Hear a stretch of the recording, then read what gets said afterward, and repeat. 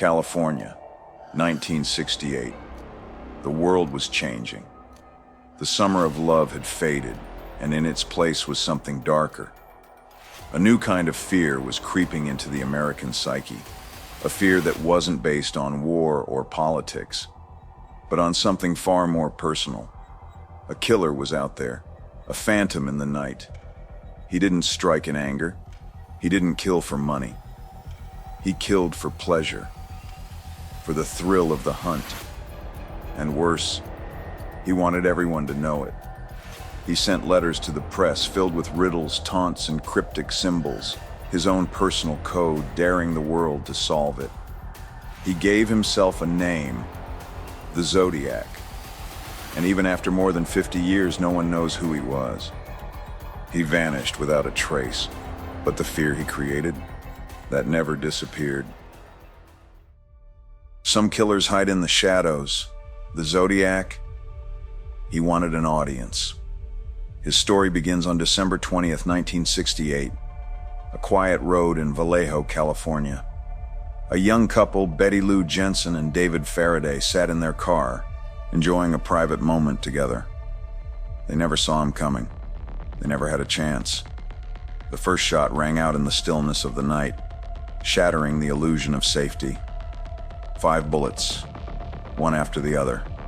By the time the killer walked away, Betty Lou lay lifeless on the ground. David was barely clinging to life. No robbery, no assault, just execution. It was a brutal, calculated killing. But at the time, no one knew it was only the beginning. Most murderers avoid the spotlight. The Zodiac? He wanted fame. On July 4th, 1969, just months after his first attack, he struck again. Another couple, Darlene Farron and Michael Mageau, sitting in a car at a secluded spot. A shadow approached. A flashlight blinded them. And then, gunfire. Michael survived. Darlene didn't. But this time the killer didn't disappear into the night. He picked up the phone. He called the police himself. "I wish to report a double murder. If you go 1 mile east, you will find kids in a brown car.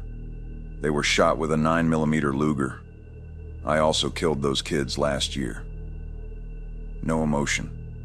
No hesitation. Then, he hung up. And just 3 weeks later, the letters arrived. The San Francisco Chronicle, the San Francisco Examiner, the Vallejo Times-Herald, 3 newspapers, 3 identical letters. Inside, the killer revealed himself. "This is the Zodiac speaking." He had given himself a name, and he had sent something else, a cryptogram, written in an indecipherable code of symbols and letters. "If you do not print this cipher by Friday afternoon, I will go on a killing rampage over the weekend." The message was clear. The world had a deadline. The newspapers published the cipher, hoping someone would crack it, and someone did. A school teacher and his wife decoded the chilling message. "I like killing people because it is so much fun. It is more fun than killing wild game in the forest because man is the most dangerous animal of all." It was a confession, a declaration, a game. But there was something else, something far more chilling. He ended his message with, "I will not tell you my name because you will try to slow down or stop my collecting of slaves for my afterlife." Who was he? And why did he truly kill? By now, the Zodiac was a celebrity of fear. And he wasn't finished. On September 27th, 1969, he struck again. This time in broad daylight. A young couple, Brian Hartnell and Cecilia Shepard, were enjoying a picnic near Lake Berryessa when they noticed a man approaching. He wore a black executioner's hood. On his chest, he had painted a symbol, a crosshair, and in his hand, a gun. He told them he was a convict on the run, that he needed their car. He tied them up with rope, and then he stabbed them repeatedly. Not a gun this time, a knife, as if he wanted to feel the kill. Before he left, he pulled out a marker and wrote on their car door, Vallejo 12-2068, 7-4-69, September 27-69, 6:30 by knife. The Zodiac had signed his work, and then he walked away. Cecilia didn't survive. Brian did, and his description of the killer?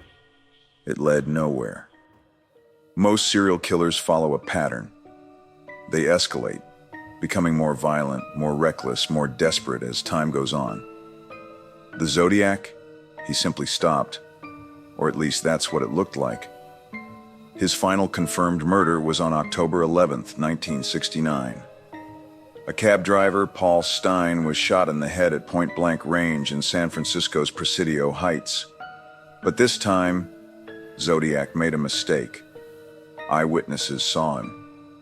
A group of teenagers in a nearby house watched from their window as the killer wiped the cab down, casually walked away, and disappeared into the city.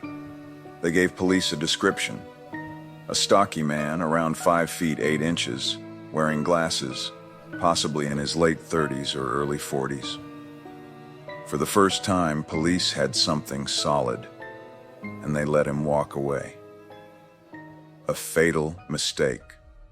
A patrol car responding to the murder spotted a man walking nearby, someone who perfectly matched the description later given by the witnesses. But due to a mix-up in radio communication, they were told they were looking for a black male suspect. So they let the man go. The Zodiac Killer may have walked right past the police that night, and after that, he disappeared. Or did he? Even though the confirmed Zodiac murders stopped, he kept writing. Between 1969 and 1974, he sent multiple letters to the press. He mocked the police. He claimed dozens more murders that were never verified. He included more ciphers, some of which remain unsolved to this day.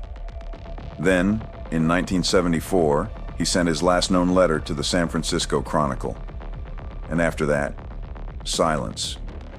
No more killings, no more taunts, no more letters. It was as if he had vanished into thin air. But killers like Zodiac don't just stop. So what happened? For over 50 years, detectives, journalists, and amateur sleuths have tried to answer one question. Who was the Zodiac Killer? There have been hundreds of suspects, but only a few stand out. Arthur Leigh Allen, the prime suspect. For decades, one man was at the center of the Zodiac investigation. Arthur Leigh Allen. Allen was a convicted child molester obsessed with codes and ciphers, known for carrying Zodiac-like weapons. In Vallejo at the time of the first attacks, allegedly told friends he wanted to kill people and taunt the police. Even more disturbing. One of Allen's former friends claimed that he had once called himself Zodiac before the killer even got his name. It seemed like a perfect match. But there was one problem. The DNA found on a Zodiac letter didn't match him. And when police searched his home, they found no concrete evidence linking him to the murders. To this day, he remains one of the strongest suspects, but never confirmed. Some believe the Zodiac had a background in the military or intelligence services. Why? His codes were complex. Some required advanced cryptographic knowledge. His marksmanship was precise, indicating training with firearms. His movements suggested discipline. He didn't make reckless mistakes. But if he was military trained, wouldn't he have been identified by now? One of the most chilling theories, that the Zodiac was a cop. He knew how police investigations worked. He avoided roadblocks effortlessly. He taunted law enforcement like an insider who knew their weaknesses. If Zodiac was a police officer or detective, it would explain why he was never caught. But no officer has ever been linked to the case.